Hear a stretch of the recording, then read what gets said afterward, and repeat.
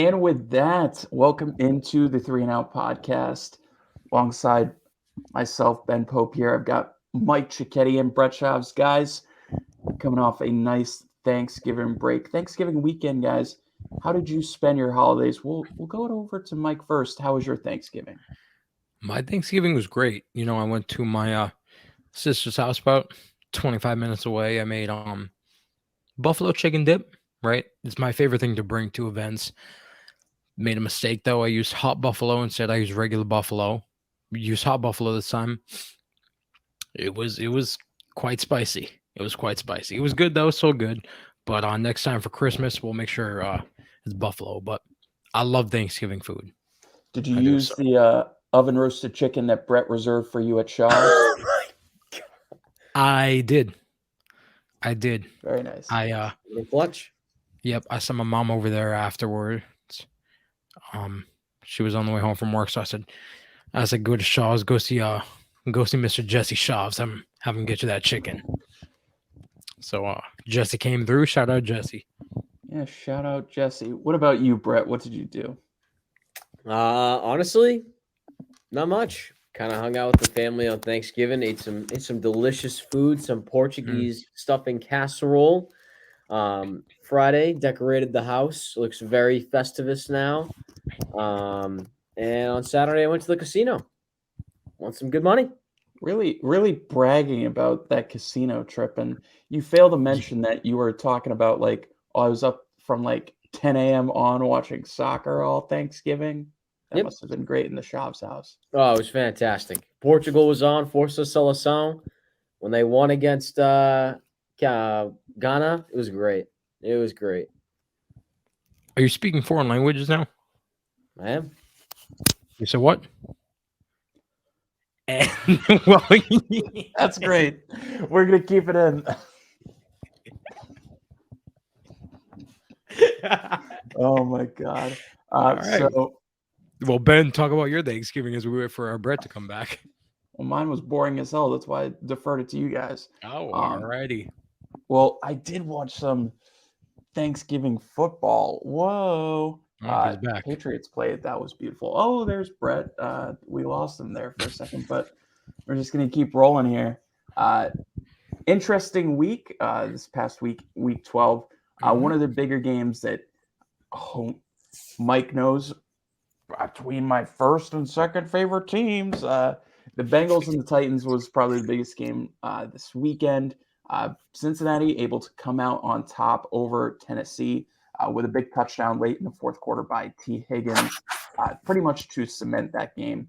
Moves Cincinnati up to 7-4. They are now in a tie with the Baltimore Ravens at the top of the division, while Tennessee remains still at the top of the AFC South. But perhaps a bit bigger on the other side of the coin, the Ravens take a really tough loss against Jacksonville this past weekend, blow another 10-point lead, their fourth game where they have had a 10-point lead on an opponent and have not won.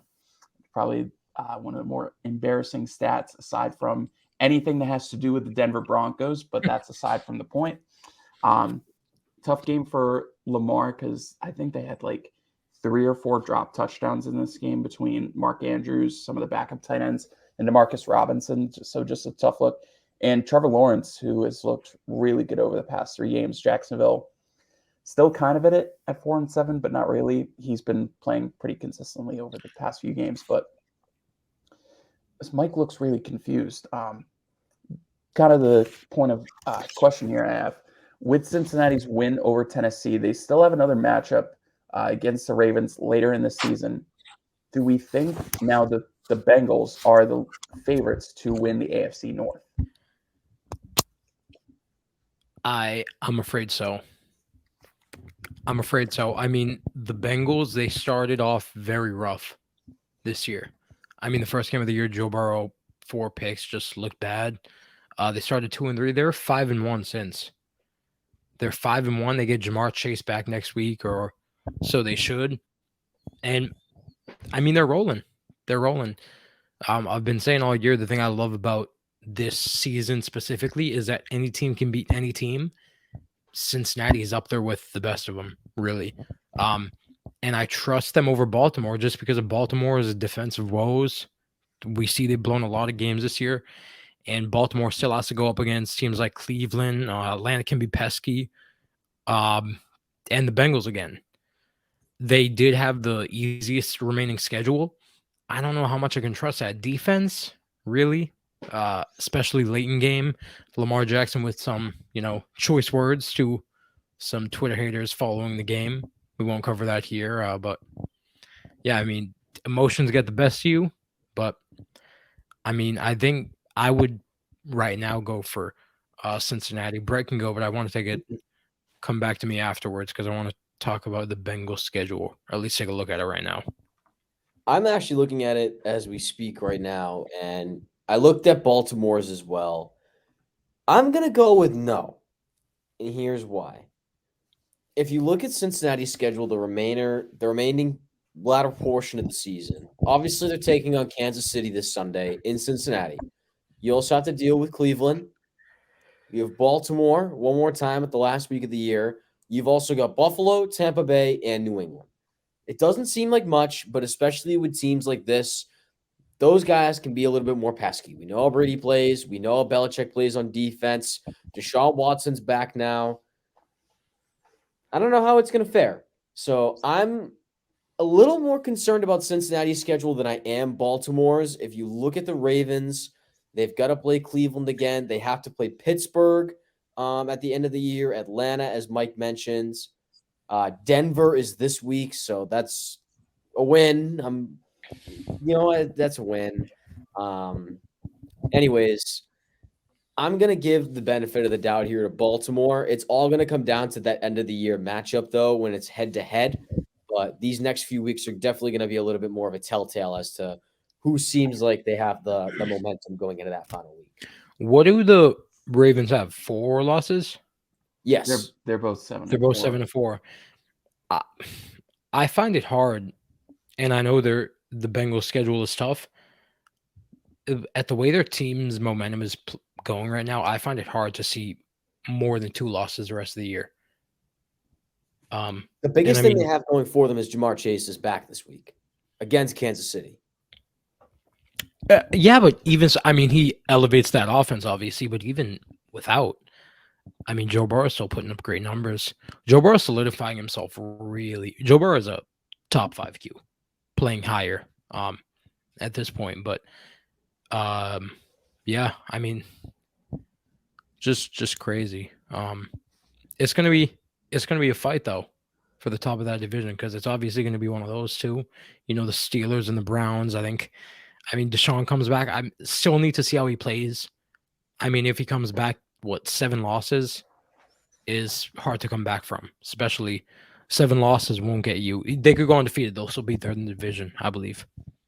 They would pretty much need to lose 1 game at the most the rest of the season, which would be tough. And now that would be assuming that like a team like Los Angeles, New York, New England, one of those teams finishes at 9-8 as the 7th seed, which that's tough to do, especially when a couple of those teams have tiebreakers over Cleveland. Like the Jets have the tiebreaker over them. The Patriots have it. Patriots do. Yep. You guys know how I view the Bengals. I'm obviously choosing them here. One thing that's impressed me probably the most that hasn't really been talked about, especially because with aside from the Cleveland game, and I guess this Tennessee game as well, or I shouldn't say I guess, but this Tennessee game as well, their blowout wins against Atlanta, Pittsburgh, and Carolina included. The Bengals' second half defense has been phenomenal as of recently. Like, aside from those blowout games, they have not been allowing many scores, if any, in the second half of the game. I know that San Francisco has been really good with their second half defense, and they have a really good stat going. They haven't allowed a second half touchdown in like 4 games or whatever. Cincinnati has done that in a majority of their games as well, and it's been really, really good to see, especially when Joe Burrow and the offense usually comes alive in the second half. At least they did in the past couple weeks against Pittsburgh and Tennessee. For me, I was really impressed that they were able to win this game, especially because it kind of proves what I've been saying internally and on here as well. That T. Higgins is definitely the most important part of this offense. Probably not the best player, but I think he contributes to Joe Burrow's success the most. Not Joe Mixon, not Jamar Chase. Both are probably better players, but I think T. Higgins is probably the most important player on this offense. And we saw that he came alive in the second half. He had like 1 or 2 catches going into the first half, came alive, had over 100 receiving yards in the second half, had the winning touchdown against the rookie corner for Tennessee. Absolutely mossed him on. So I have a lot of confidence in Cincinnati. You talked about their tough schedule, Brett. I'm going to be honest. Aside from the Kansas City game this week, I'm taking Cincinnati as a favorite in each and every one of those other contests.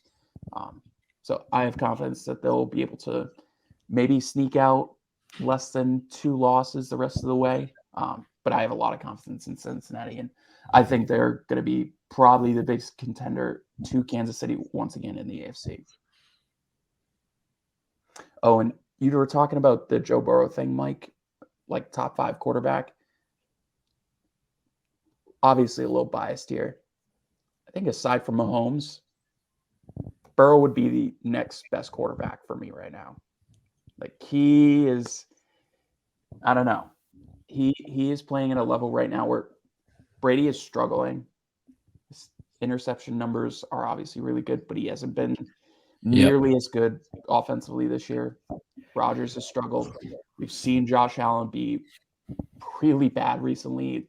He had numbers up comparatively over the last 6 weeks, similar to Davis Mills, which is awful. I don't know. I think Joe is slowly, if he hasn't already cemented himself as top 5, he's creeping up there even further into the top 5 for me. Yeah. I mean, I agree with you on that. Their whole team, offensive and defensively, is playing great. And they were even going into this game shorthand. We didn't even mention Joe Mixon was out too. Yep. They still got it done. So maybe T. Higgins is that X factor in that offense. Ben's been saying this too. Yeah. So we go from one team impressing this past weekend to one team that is a bit depressing after this past weekend, and that's the Green Bay Packers. They lose in a very close contest this weekend against Philadelphia on Sunday Night Football. Actually, a really good game to watch. Unfortunately, they are not able to win it out, losing 42-33. But in this game as well, Aaron Rodgers coming into it he confirmed after we recorded last week that he was playing with a broken thumb the past few weeks, and now is dealing with some fractures in his ribs. So Jordan Love came into the game late. He had a big catch and run to Christian Watson that ended up for a touchdown. Had a field goal in there as well, so was able to score 10 points in really limited time. It seems like Aaron Rodgers is set to play this upcoming week, even though that the Packers pretty much need to win out and have some luck on their side to make the playoffs. Guys, 2-part question here. 1, were you impressed with what you saw from Jordan Love this past Sunday? And 2, should he be the guy starting for the Packers the rest of the way?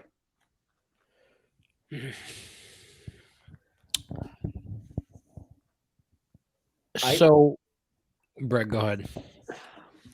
I'm going to be honest. When I saw Jordan Love play this Sunday, it was a different Jordan Love than we've seen in the past.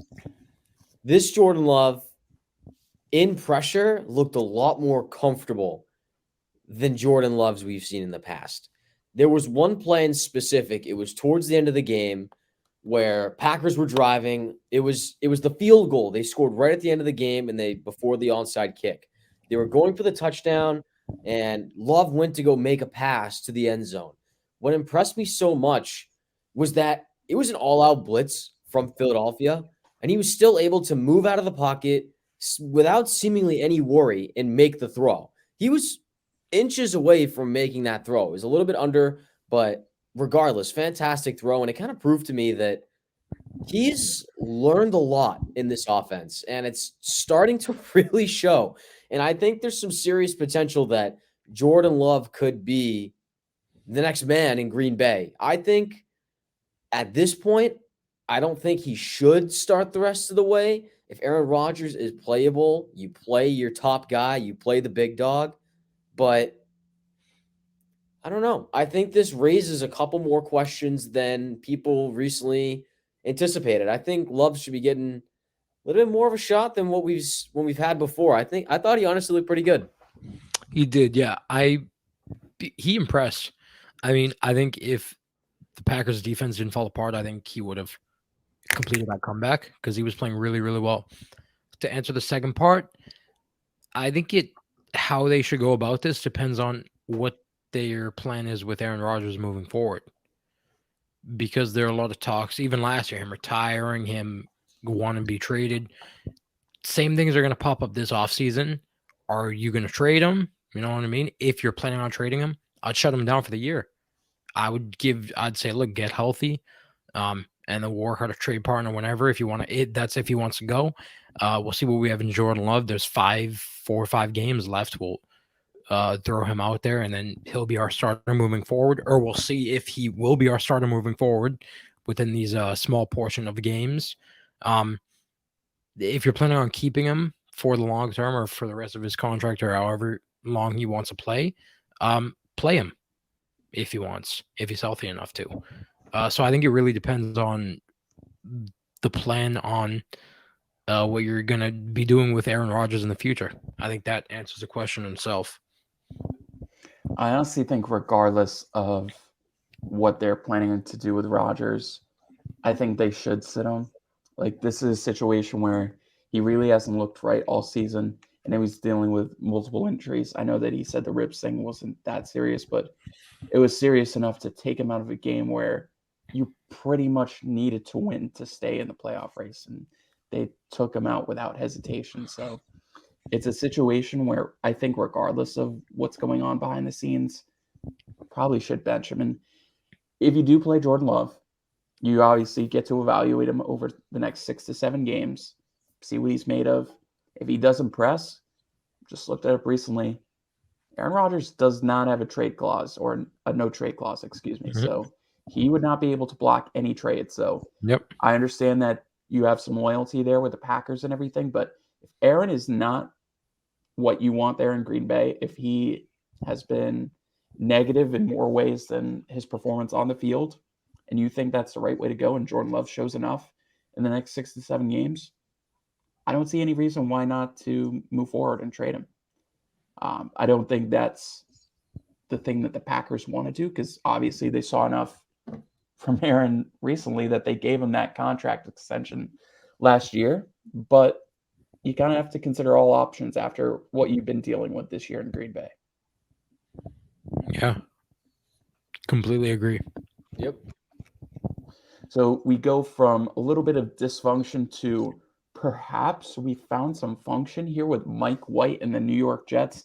They absolutely stomp on the Nathan Peterman-led, Trevor Siemian-led. We had no clue who was starting at quarterback for the Bears, even like as we were starting to kick off there. But the Jets absolutely mollywhopped the Bears 31-10 with Mike White under center for them.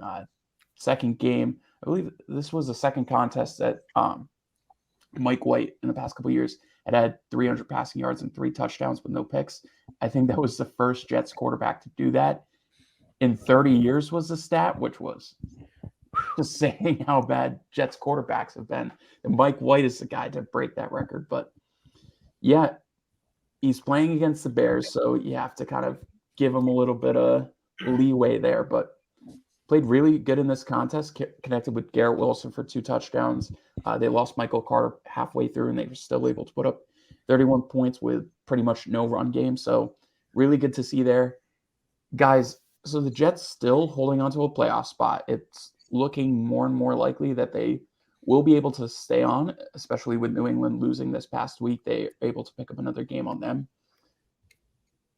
Saying that the Jets make the playoffs in this situation, is there any chance that they could win a playoff game with Mike White as their starting quarterback?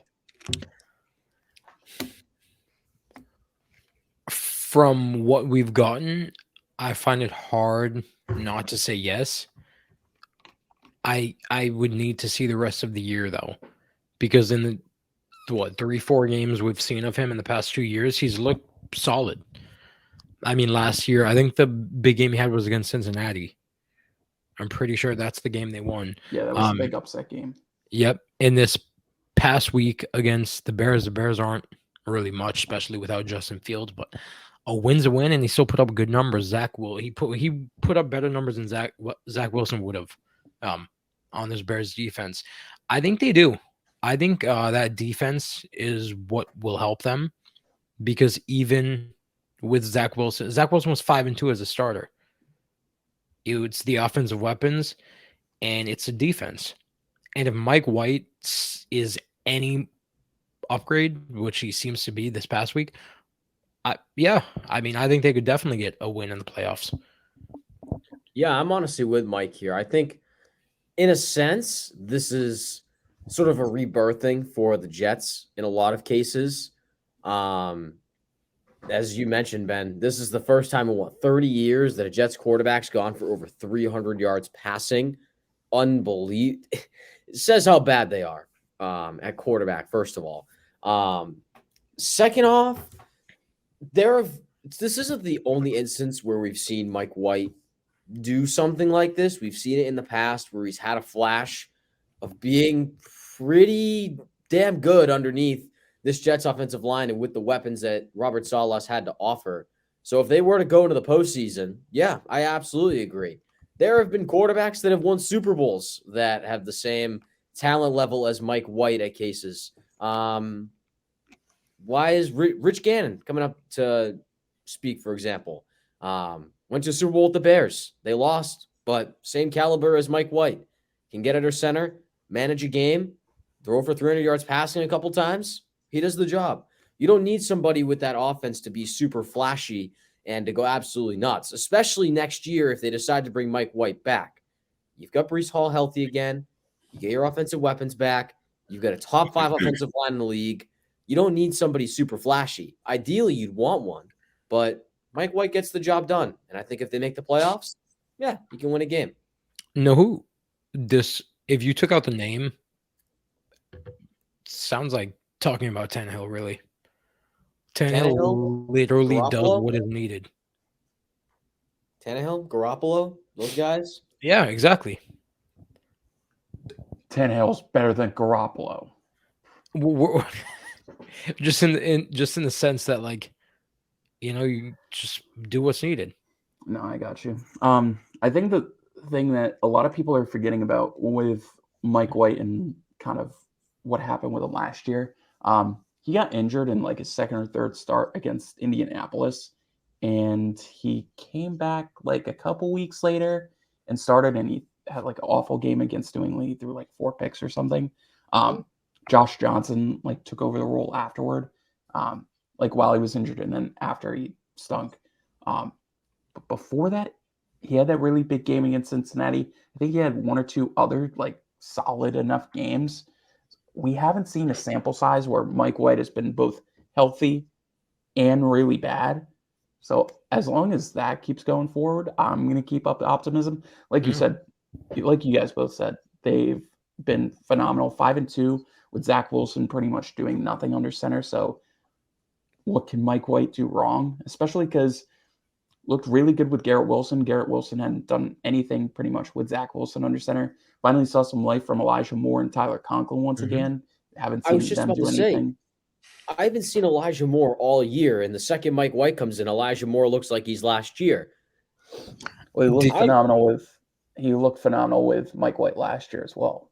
Did you guys see the post game in the locker room with Elijah Moore? And all the players, it was at his locker, they were interviewing him, and all the players were around him screaming, free Elijah. Elijah's finally free.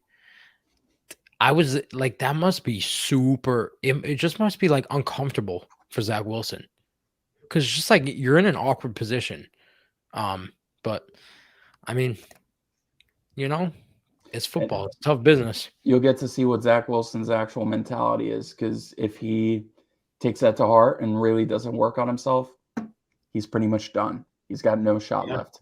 If he tries to work on himself and gets another shot next year, I mean, see if he's able to work on it. But for right now, it's Mike White's show, and we're just living in it. Super quick. In 2 weeks, the next Sunday night game, Chiefs Broncos got flexed to Chargers Dolphins. Will be the Sunday night I game. very much expected that. The Broncos do not deserve a single primetime game in the next 5 years. So That's crazy. And here's talking the guy that 30 minutes ago said, "Oh yeah, I'll buy a Russell Wilson jersey if it's like 30% off." Yeah, I'd you say wonder that. why it's 30% off? Yes, you did. That's a lie. But we're talking about guys having a whale of a time, having a really good games. Why don't we? Why don't we talk about Josh Jacobs, who this past weekend absolutely exploded on the Seattle Seahawks in more ways than one. Had the big 80-yard run that clinched the game for the Raiders and a big upset win against Seattle. Had over 33 carries, 260 rushing yards, had like 6 catches. Unbelievable game for Josh Jacobs. And this is a running back who got his 5th-year option decline at the beginning of the season. Wasn't really viewed as much since he got drafted in the first round by Vegas a few years ago. Was always considered, at least by my opinion, someone that's been an underperformer in the NFL. Always been solid, but nothing better than like just another starting running back that's okay.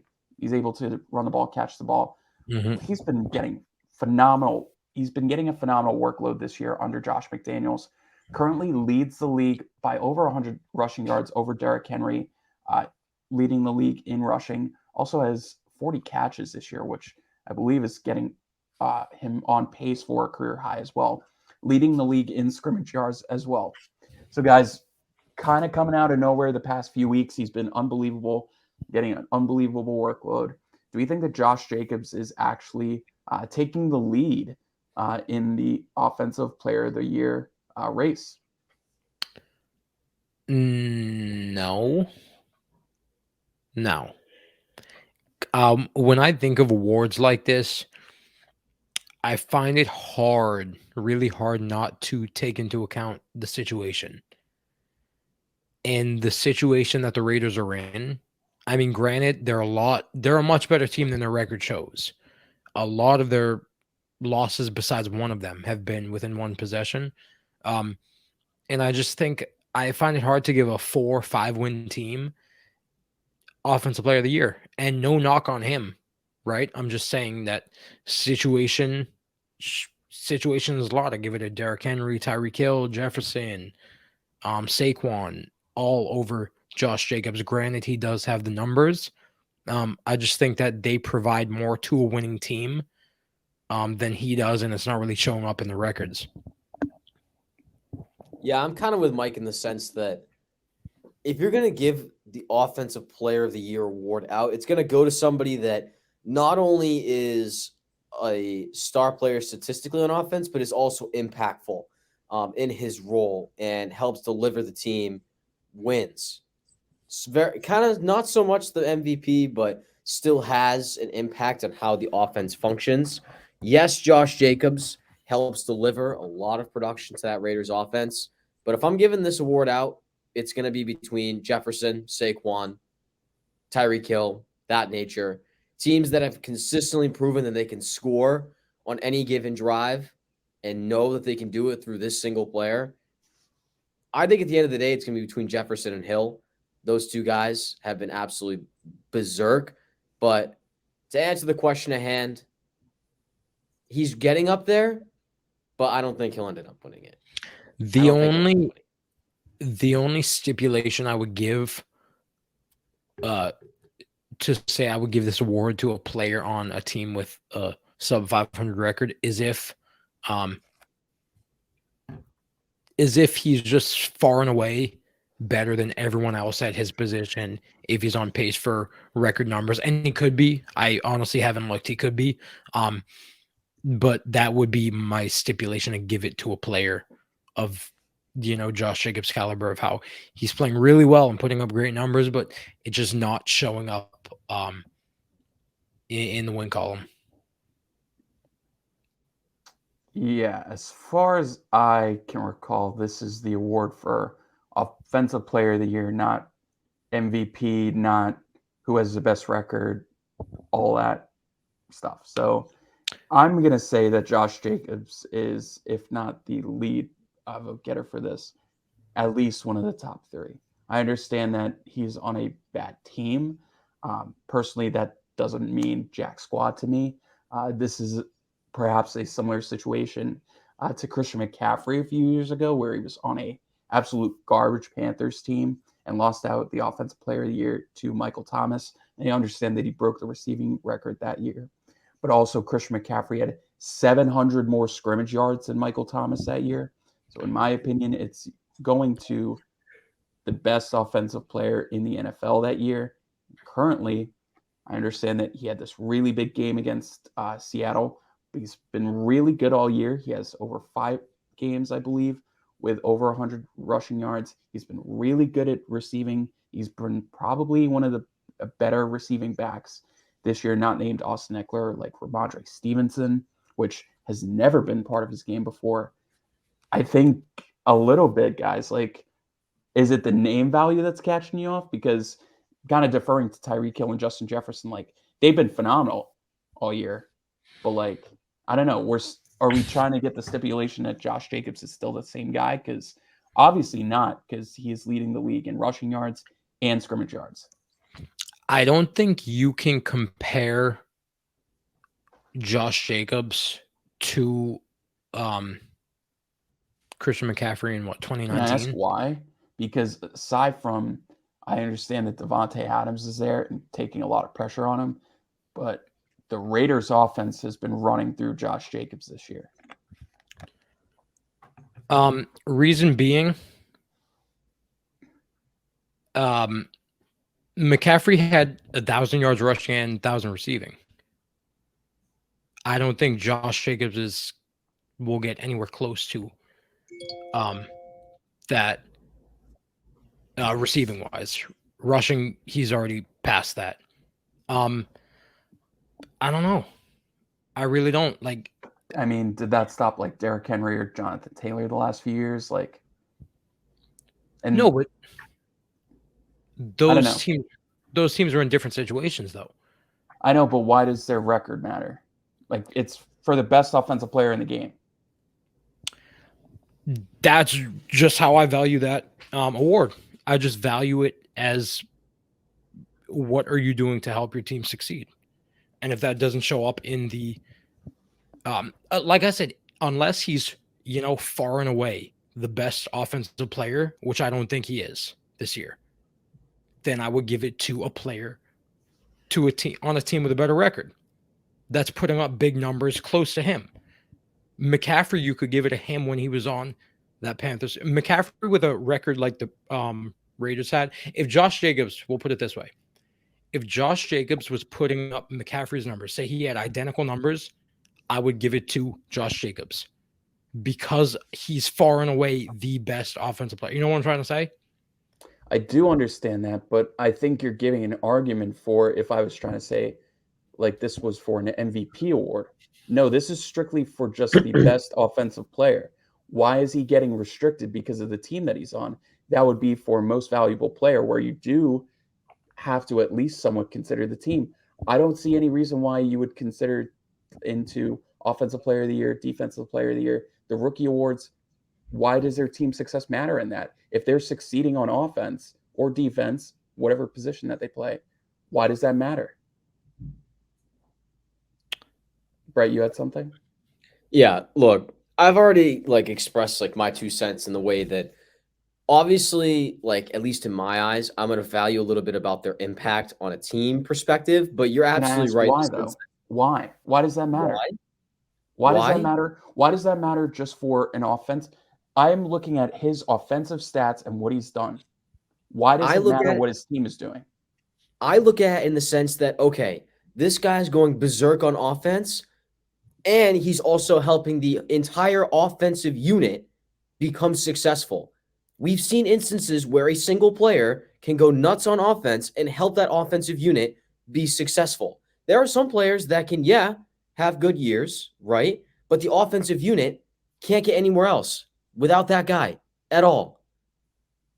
I look at it in the sense that, yes, there is a way where I'm viewing his impact, but you are right. This is based majority perspective on their offensive production, how they are putting up their numbers statistically, how they are viewed on offense strictly. That's the majority of how this award is based off of. And that's why I said as well that Josh Jacobs is climbing this leaderboard. He is. I will fully agree with that. It's between him, it's between Jefferson, it's between Hill, it's between Stephon Diggs, who's not getting enough love. I think Jacobs will be up there. If he has a couple more games where he proves to me where he can put a couple up, if I can speak English for a second, if he can throw up a couple more games with 100 yards rushing. What? Said speaking Portuguese again? A wee again. If he can throw up a couple more games with 100 rushing yards and maybe add a couple hundred more scrimmage yards, I would consider him being Offensive Player of the Year.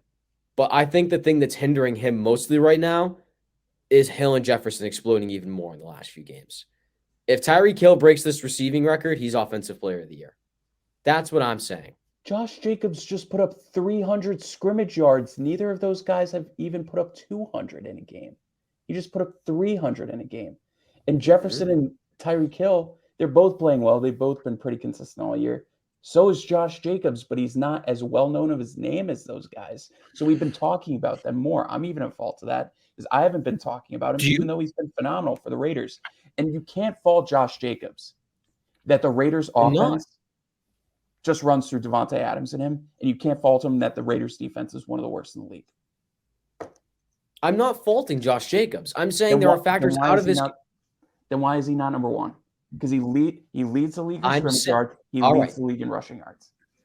I'm saying there are factors out of his control that are limiting him from Offensive Player of the Year. And why? Okay, I'm we're talking in circles.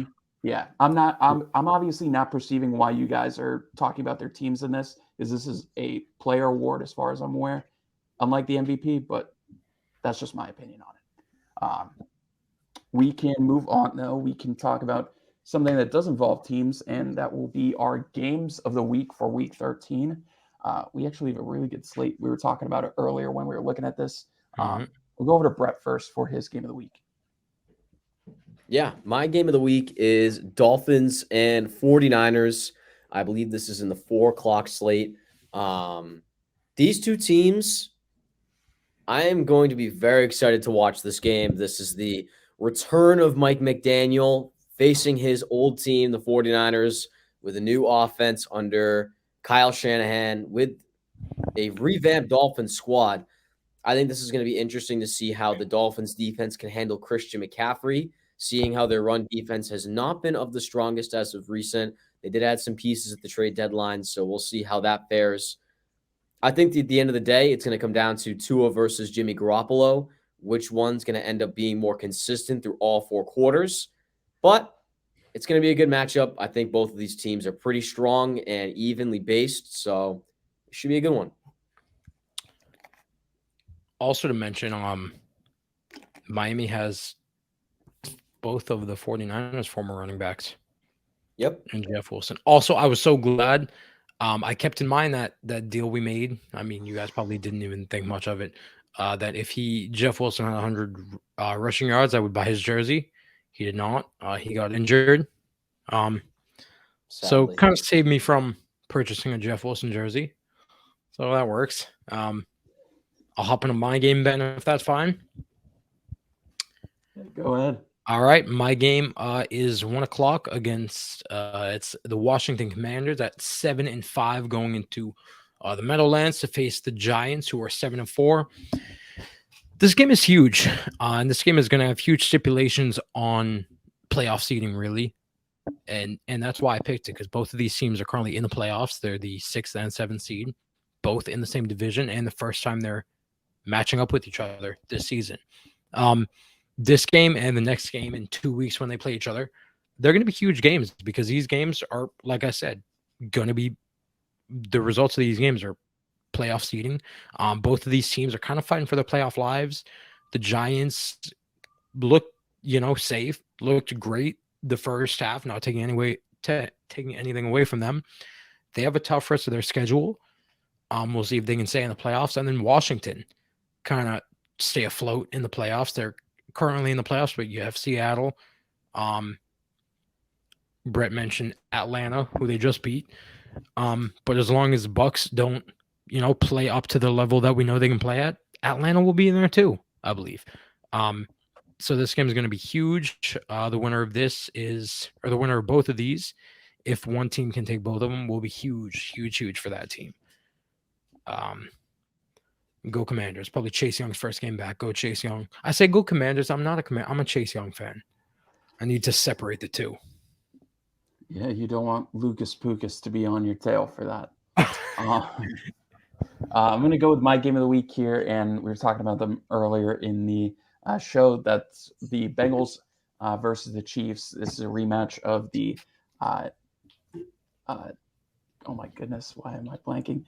The conference championship last year, where the Bengals were able to go into Arrowhead and beat Mahomes and the Chiefs. They were actually 2-0 in the past calendar year against the Chiefs, so they're looking to go 3-0 here.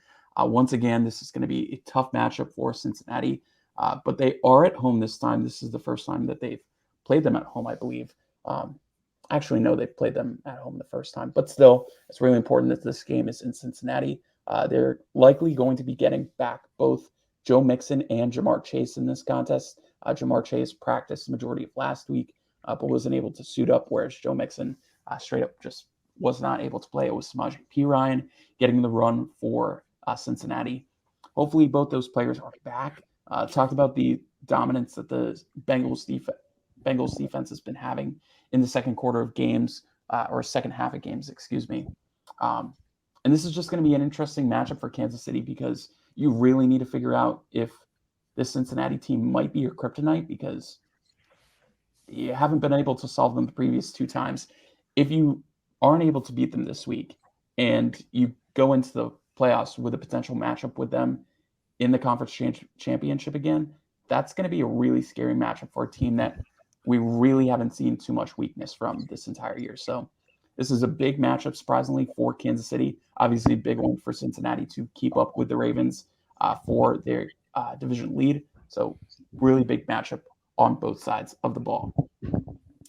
With that, we can go into our stand session here, our first stands of the week. Been kind of jumping the ball recently, but I feel confident that I won't be sniped. So I'll actually let Brett go first because I've sniped him a couple times. So let's see if Mr. Shavs is ready for his first stand. I am ready for my first stand. Oh, I've been waiting eons to finally say his name on the pod this year. Let's see. Give me a sec. No. Can't even think of his name. No. Do you Mike, want me to please can you please present my screen? I am an Amon-Ra St. Brown stan. Is that from like a video game? That wasn't even him. It was a digitally rendered version of him. That's him. That is in fact him because he is him. 9 catches, 122 yards versus the Buffalo Bills on Thanksgiving. He's been sort of back and forth because of injury, because of hinderings this season, but finally has a fantastic game in what we've seen from him last year. Big game out of St. Brown. I will always be an Amon-Ra fan. I am an Amon-Ra St. Brown stan. Somehow I feel like you've chosen Amon-Ra before, so the climax of that was a bit surprising. I was expecting Daniel Carlson or someone to that nature. Daniel Carlson missed a field goal this past week. He does not deserve the stand. No. Okay, fair. All right, Michael, go ahead. I find it hard not to give it to Trevor Lawrence. My first stand. Trevor Lawrence has had the game of his career, or the game of his NFL career, short NFL career, against this Baltimore defense, who has been kind of, but we know how this defense is, and we know how good they are. Trevor Lawrence just under 80% completion, 321 yards and 3 touchdowns. I hope he's finally turning that corner. We saw Justin Fields turn the corner just a few weeks ago against the Patriots, and he's been on fire really. If Trevor Lawrence turns this corner, you know, he's gonna look good, and he looked really, really good. The final drive of the game, flawless, really. He looked so good. And I've been waiting on Trevor Lawrence because he's such a hyped up player coming out of college, first overall, compared to Andrew Luck and Peyton Manning coming out. So it's kind of like watching my child grow up a little bit. Kind of watch my child a little bit. So I'm happy for Trev. And shout out Jermichael Hasty. Okay. You already sniped Brett's second stand. Jermichael Hasty. Oh my god. All right, I'm gonna go with my first stand of the week, and that is, I guess I'm just gonna be rubbing more salt into the wood from this Falcons Commanders thing. I'm a Kendall Fuller stan because he was able to pick off Brett's boy Marcus Mariota in the red zone to clinch this game for the Commanders.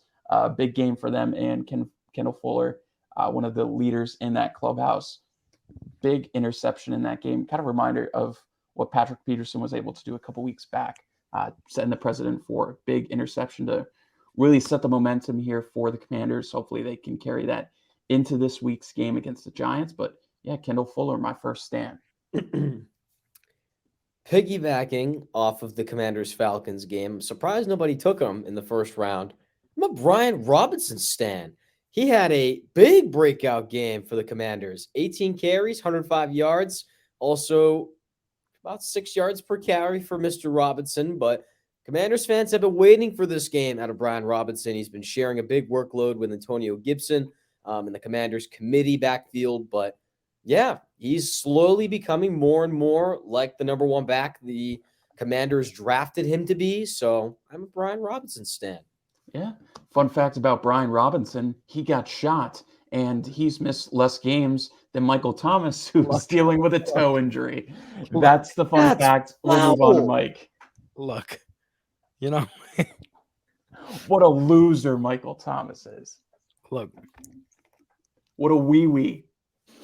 Look. See, I can't even defend Michael Thomas anymore. I know. He's no defending. He's been out 2 years with a toe injury. Mike, go ahead. Moving into my second stand, we're going to rub some more salt in the wound of Brett Shovs. Brett Shovs is currently an open wound, and I am really putting the straight. If this doggy comes out of your mouth, I'm leaving. Say it. Brian Burns. It's not the guy I was thinking of. I'll stay.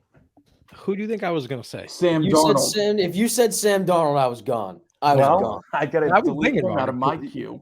You remember how high I was on him. I know. I know. Love Sam. Him and Joe Brady. Yeah, that was nice for 4 weeks. That's the rushing touchdown leader through week 4 of last year. It was. Do you remember that? He looked insane. Go ahead, bro. Bro, my prediction looked great. I said Panthers making the playoffs easy. Panthers are like 3-1. Sam Darnold leads the league in rushing touchdowns. Then now, okay, but no, Brian Burns 2 sacks on Mr. Let's Ride, and you know I just have a special place in my heart for that man. There were some offensive guys I wanted to note of, some of which I am blanking on now. Oh, CeeDee Lamb being one of them. He's quietly having a great year. CeeDee Lamb. He's quietly having a great year since Dak came back. I was actually looking at the numbers of the Cowboys since Dak came back. Their offense has been great. Aside from that one game against Green Bay. Yeah. Anyways, shout out Brian Burns, 2 sacks on Mr. Let's Ride. And he's probably a tough takedown because Mr. Let's Ride, he's thick, he got thick body. So shout out Brian Burns. I should have been wearing a shirt today. Before Ben goes, shout out on the Dallas note, shout out Michael Gallup. Michael Gallup had a great game against the New York Giants on Thanksgiving. I was very impressed. Also, to jump on to your point, I just purchased a Dallas Cowboys jersey and Noah Brown, actually. For real? And that's false. Nope, So, I am not Brett, no middle name Shavs. well, that was awkward. To make it even less awkward, Yeah, who you I got to think- wrap this up? I think Mike's going to be really proud of me because in the Okay. first time in the history of the 3 and Out podcast, Not two defensive players. I am choosing 2 defensive players because I am a Quandre Diggs stan. Quandre Diggs had 2 picks against the Raiders and Derek Carr. Oh my god! Sorry, I malfunctioned for a minute. I didn't think this was real life. Oh my goodness! Yeah, he had 2 picks against Derek Carr and the Raiders. Brought some big momentum shifts in this game. It was really back and forth, and Quandre Diggs was able to get the turnovers that Seattle was really asking for. They weren't able to win this contest, but aside from Tariq Woolen, they really haven't gotten too much help out of that secondary. So it's nice to see that Quandre Diggs is showing some support over there to the rookie that's playing all over the field. But yeah, Quandre Diggs, second stand of the week, second defensive player of the week. Mike, happy Thanksgiving. I'm thankful for you, and I'm thankful for you, Brett, too. I'm thankful for you, Mr. Let's Ride Jr. I'm thankful for you guys. I'm gonna buy Geno Smith jerseys for you both as a thank. I'll burn it. Geno the hero. How are you gonna Yeah, disrespect him? I don't care.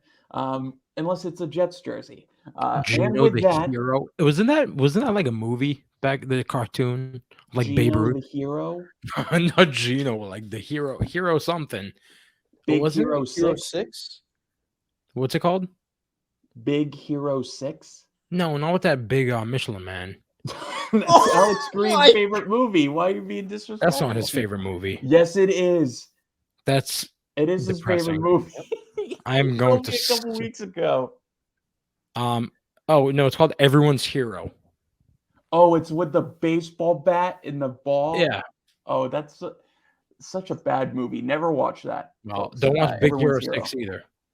That's Alex Green's That's favorite so movie. He's never gonna foul. watch again. Have you ever seen that? Y'all ever Big seen Hero 6 or Everyone's Yes. Hero? Big Hero 6?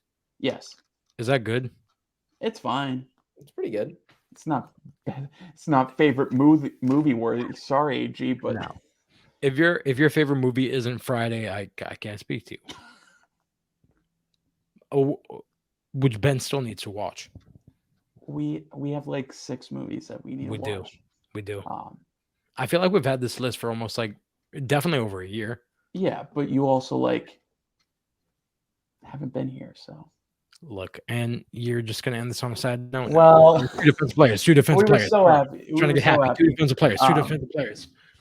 That is it for the 3 and Out podcast this week. As Brett gives some sort of scary look, I was really frightened there. Make sure to like and subscribe if you enjoyed this episode. Check us out on all social medias, 3 and Out Pod 1. And for Mike Cicchetti and Brett Schaubs, take care. Grow your hair.